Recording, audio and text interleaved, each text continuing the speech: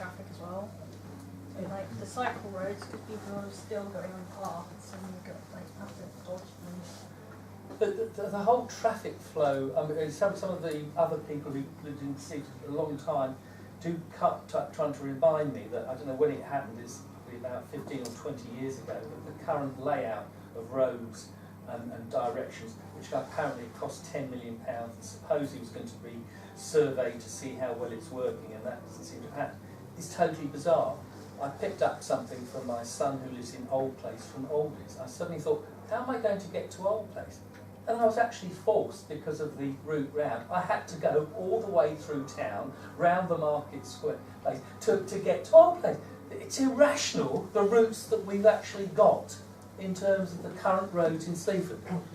I think you've got to think about it in a very long-term way. Sleaford has always been short of space. It has very narrow streets, some important buildings in them that you wouldn't want to knock down. What do you do? How do you make the roads wider? It was worse before we had the one-way system, I assure you. And the one-way system has integral to it a multi-use element that pedestrians and road users work together, and they are very friendly with each other. I walk very slowly, and I walk in town a lot, and people always give way, so long as you make eye contact first, so that everybody knows what you're doing. Slight problem when you're at the junction of Jermyn Street. Sorry? When the slight problem as a pedestrian when you're in Jermyn Street near Iceland, where the motorist is always looking right in order to enter and don't notice there's a pedestrian on the left-hand side of the car that they're about to knock down. Yes. So we shouldn't be reliant upon the goodwill. It's the only way you can manage these systems. With the current layout. Are you going to pull houses down to build wider roads? No, the town council in its majority I'm quite clear about putting them in a different direction won't make any difference. Proper southern bypass. Well, I don't know. I've talked with people who know Sleaford, I think as well as you do, and there are modest things that can be done in terms of certain of the road directions. But my point is, and I do defend this one, is we're not a pedestrian-friendly town. The fact that we have some generous motorists who choose not to run us down because we've got good people in the town. Yes, but that we shouldn't be relying on that. That's an asset. It's not by chance. I'm a bus driver. I drive in town virtually every day, all day. And the difficulty we get negotiating through the town, not just with the pedestrians, but other road users, cyclists, the fact also that the traffic light system, the whole traffic lines coming from Holdingham, the route coming through. You mentioned about the bypass. The traffic congestion that we've got in the town is just overflowing way too much for the town. We just can't cope. It's very, very difficult. And if we're going to have all these extra houses coming in, how are they going to go through the town? Because they won't want to go on the bypass. They'll just want to come through the town from the easiest, quickest point from A to B. They'll all be shopping at Tesco's, so they'll go straight through the town. And then you've got the problems of people walking out in front of you, the bus drivers getting irate because they can't get you up there on time. It's a difficult situation that comes out. Part of it is the current signage, which I sort of say highways linked to Japan have realised that needs to be updated. Because at the end of Boston Road, instead of saying turn left and go across the river and crossing, it actually drives traffic through the town centre. So I think highways have also realised that there's something that can be importantly done with signage. But I think, many of us are quite clear what we want to see is a proper southern bypass. If it can be done for Grantham, and I always thought the bypass for Grantham was called the A1, I have to say. But money's been put into that, and money's put into Lincoln in terms of bypasses. I think we've got to have a vocal voice to actually say, what about Sleaford? Lots of comments around the room. It was actually better when it was two-way. Okay, It wasn't. it just No. worked better at the time. But what people forget is there's now more traffic than there was, but the actual system was better. There was also a major plan to knock down a lot of places in Car Street. Car Street, it started. absolutely. Okay, It and that was firmly squished by certain landowners at the time who didn't want to lose their land, I do believe. Probably still don't. So they probably still don't. But that would have made great improvements as well, because that is one of the bottlenecks. And I think also when they did the one-way system, they did forget one small thing that is quite important, and that's the level crossing. Because when that goes down and there's 2 trains, which happens every day, okay, then everything stops. It goes all the way back, and we live down near the Drove. Traffic can get down to there sometimes. It's all backed up, all around the one-way system. You need a 3-lane exit. True, and the other problem is that there's also this thing called Hanley's Monument, which of course also can produce a fact. Oh, knock it down. Move it somewhere else. That filter system works perfect.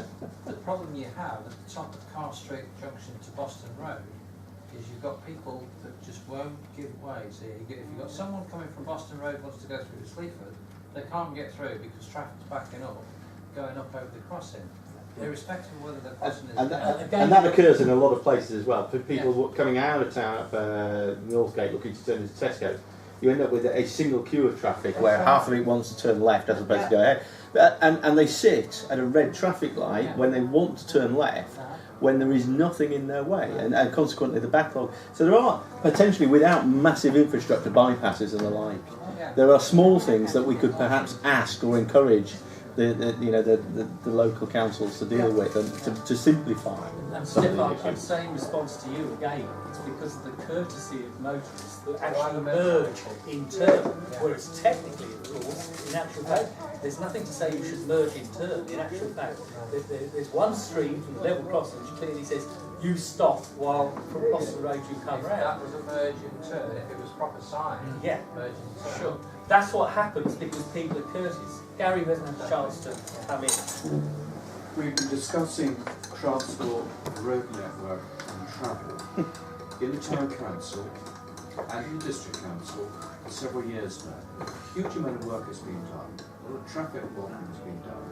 There have been the 9 or the 11 variations that have been. So really, I'm not sure how the neighbourhood plan is going to enhance all the work that's been done already. The other thing that's been said this evening has come up in conversation through the regeneration group and whatever. But when is anything going to be done? Well, yes, but what I'm trying to say is, we could probably encapsulate all the transport problems that are in the plan into a very simple sort of statement, which might want to say, we agree with all the work that's been done, or whatever. But more than agree, we actually, I think what we're trying to say is we want to see Let's do something about it. Yes. We might afford priority to it in comparison. The work that has been done with the traffic modelling has shown that by far and away the scheme or option which has the biggest effect positively on traffic flow throughout the town and gives us greater scope to cope with the level of development that the town faces over the next 20 years is actually option 6, which is the new southern bypass, A15 through to the A17. We need to push for District Council and County Council to have the will to actually put those plans in place so that we can have part of the funding that the government's now starting to say it's going to give towards bypasses to alleviate problems in towns such as ours. Harriet? When we used to live in Huntingdon, people might say it did or didn't work. I personally think it actually did work. They pedestrianised the town centre from one end to the other from 10 till 4 with gates that could come up and down, and everything stopped between those times. All deliveries made before it. The only reason you had anything in it was for a fire engine or an ambulance, in which case the gate was opened, it popped in, dealt with it. And actually, having not lived there for 10 years, we went back a couple of times with no great love, but it was actually looking quite good for a pedestrianised town centre. They paved it all, so it looked nice, and it had that pedestrianised look about it, and it seemed to work quite well. The advantage with Huntingdon is that there is actually There is a ring road, of course. And the ring road. everything's pedestrianised within it. But if you can if you tried to replicate that in Sleaford, exactly where would you put that so Well, you that people can't can replicate get it in around road, the town but centre? people do drive round bypasses when they get crossed with the traffic. They whiz around the bypass. So why can't they do that anyway? David's dying to get in and has had a chance to speak. MKBC have spent a great deal of time looking at the different solutions, and the timed pedestrianisation is the one, as I understand it, which has the most favourable route. So that is happening, I think. And The reason why people don't use the bypass is that they're already within the bypass. A lot of the people are already in Sleaford, so they drive across it. I do, because I'm equidistant from the various parts of the bypass. It wouldn't be any advantage for me, for everybody else even. If I went onto the bypass, I would still be driving through Sleaford. no, I think one accepts and understands That applies to an enormous amount of people, including all the school traffic. But I think in terms of the bigger picture, when we're looking at the orange areas which you've got on your thing there in terms of the road development and so forth, I think there are genuine concerns about the potential flows of traffic in terms of the implications for those developments. So I'm not dismissing your point. I mean, I live in the, I've made the same point in terms of driving. Yeah. One way then. David. I'm going to have to mention it.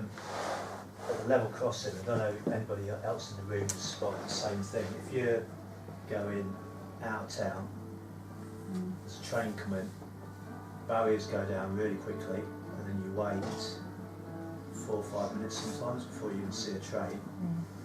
So the traffic is building up. Then the train goes through, the barriers are slow going up. Compare this to other towns, other towns it's a lot slicker.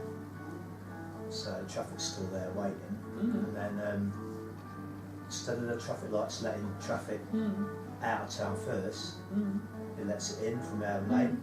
Yes. Then it lets it in from Grantham Road. Yes. By that time, the town's a little bit like a roundabout here. Yes. It's bummed up. Yes. Then it goes green to let traffic out. Yes. I've emailed, last time I did anything about it, I emailed LCC a month ago. No reply. Yes. It's a crazy I absolutely situation. hear what you're saying. You're Yeah. absolutely right in terms, once again, of the sequencing of lights, which happens at the level crossing. I've been speaking about it Some for people years might and be years. suspicious It's still about the same. wondering why the sequencing is done in that way. I've asked different people. It couldn't be to yeah, encourage us to want to get rid of a level crossing, could it? and that's the answer I've got from people in town that know more than I do. The sequencing was done that way, as I understand it, because the then traffic engineer was very worried about people's visibility, the traffic kicking off from the start across things like Station Road.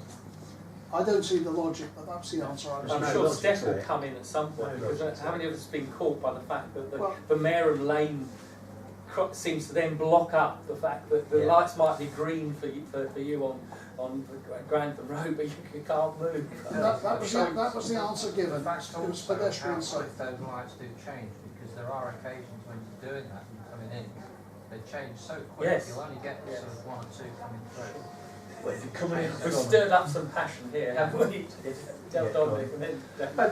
There's the other level crossing, the one at the bottom of Westgate near Castle Fields, and it's got a priority which only goes one way, and I have to strategically leave in the morning Yeah. because otherwise once the barrier goes Caught down, by I the get trains. caught by over 100 cars all coming into Yeah, St coming George's. into town. And Coming into town. it just occurred to me the other day that actually a little bit of modern technology, but not anything drastically expensive. You could have a very clever system of changing the priority at certain Like times in in the day. Lincoln. You do Yeah. it, So, you're driving in. yeah. Yes. So at certain times of the day it's one way, and other times of the day it's the other way, to try and increase the flow of traffic to Yeah. avoid building up Yeah. traffic jams. Can I just say, I think the people in this room are really guilty of having common sense. The thing is, though, when you raise issues, I've been doing this for Was that years. take your photograph? We'll definitely record you. Which should be banned from these. I agree entirely.